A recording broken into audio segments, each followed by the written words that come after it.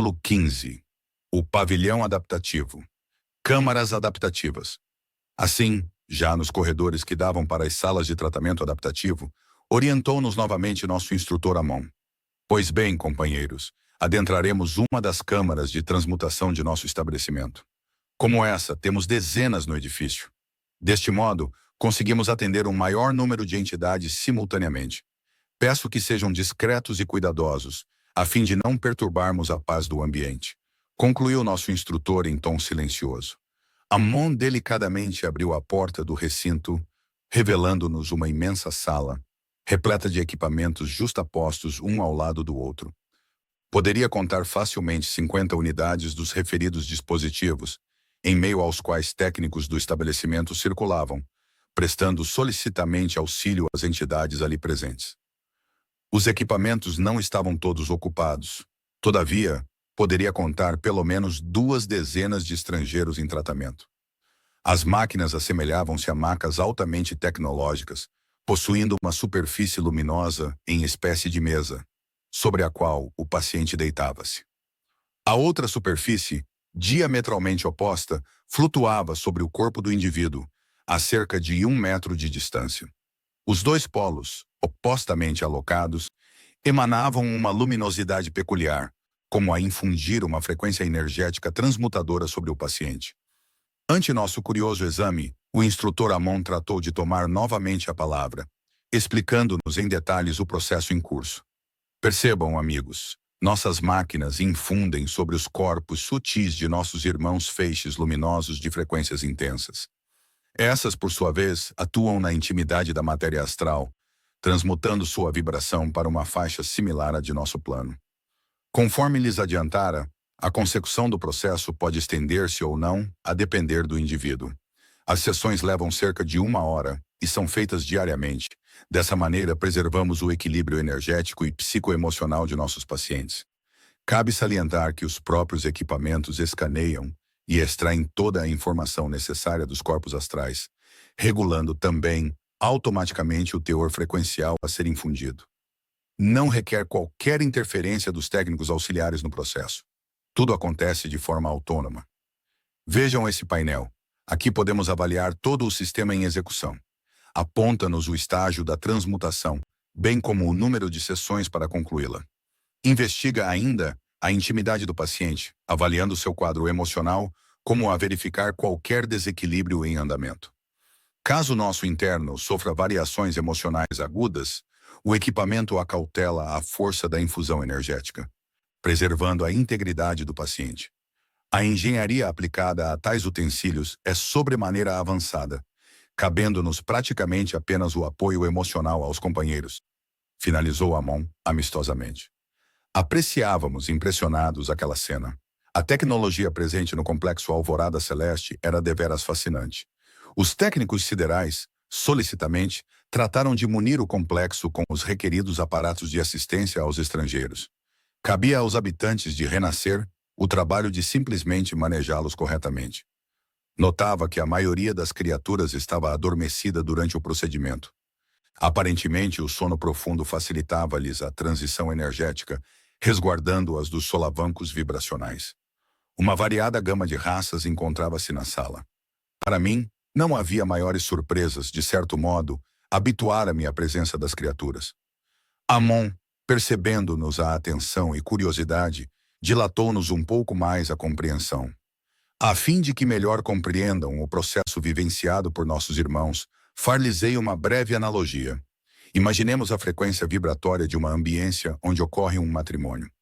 A suave melodia embala a comunhão de almas afins, jungidas pelo propósito do amor mútuo, sinceramente engajadas no sentido de proporcionar felicidade uma à outra.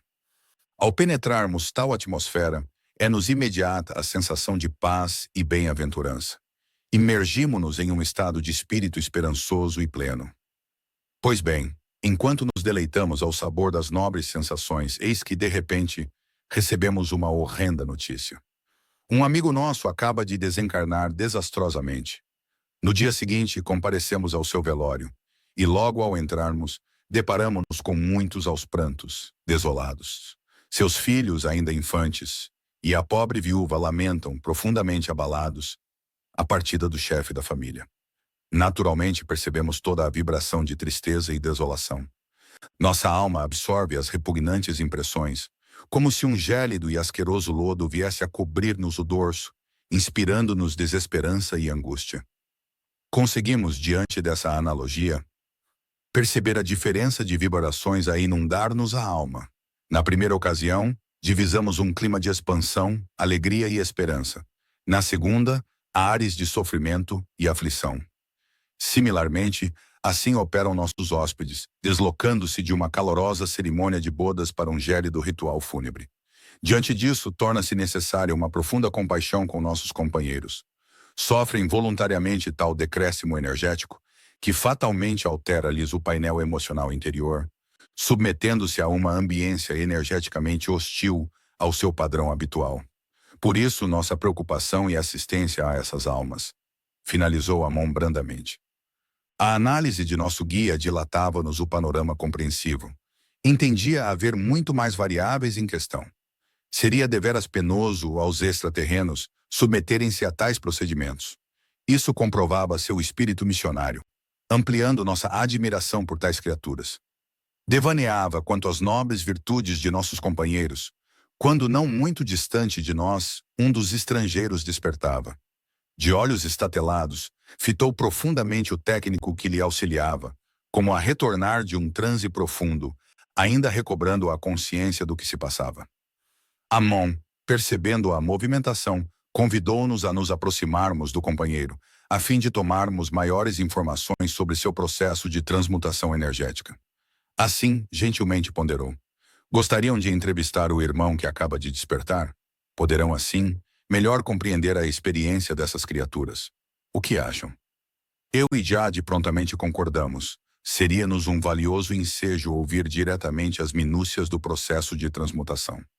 Assim, educadamente, nosso guia propôs ao companheiro tal questão, e tão logo se deu por fim da sessão, fomos ter com ele ao lado externo da sala, em local mais propício para tanto. Em frente ao grande vão central, confortavelmente acomodados, foi-nos permitida a interação com o companheiro. Eu e Jade cuidadosamente nos aproximamos. Pertencia a criatura a uma considerável raça extraterrestre, alta, esguia, com frontes longilíneas e avantajadas, conforme já descrevera. Seu magnetismo era inconfundível, uma emanação doce e suave nos envolvia. Eu e Jade nos sintonizamos em sua faixa mental, adentrando-lhe os pensamentos. Percebíamo-lo calmo, mas notadamente cansado frente ao processo vivenciado, quando ternamente nosso companheiro nos contactou. Estejam à vontade, irmãos. É um imenso prazer poder contribuir com a expansão de vossos conhecimentos. O que desejam saber de minha parte? Perguntou o extraterreno. Notando-lhe o semblante receptivo e afável, prontamente redarguei. Viemos com o propósito de aprendizado. Gostaríamos de entender vossas impressões. Como se sente após o processo de transmutação? Que estados de alma visitam-lhe após a redução frequencial? Veja, já nos fora avisado sobre o processo a que nos sujeitaríamos. É da consciência de todos nós que a Terra é carente do amor que ilumina as esferas superiores. Sabíamos que, inscrevendo-nos nesse programa, perderíamos o conforto de nossas esferas. Entretanto, de que vale a joia rara e brilhante no interior de um baú cerrado? Quem poderá vê-la? Apreciar sua beleza? Assim somos nós, companheiros.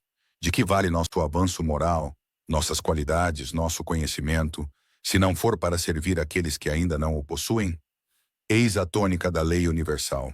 Permanecermos ocultos, fechados nos mundos de bonança e ventura, seria o mesmo que esconder a joia rara dos olhares sedentos, que fortuitamente apreciam belezas maiores.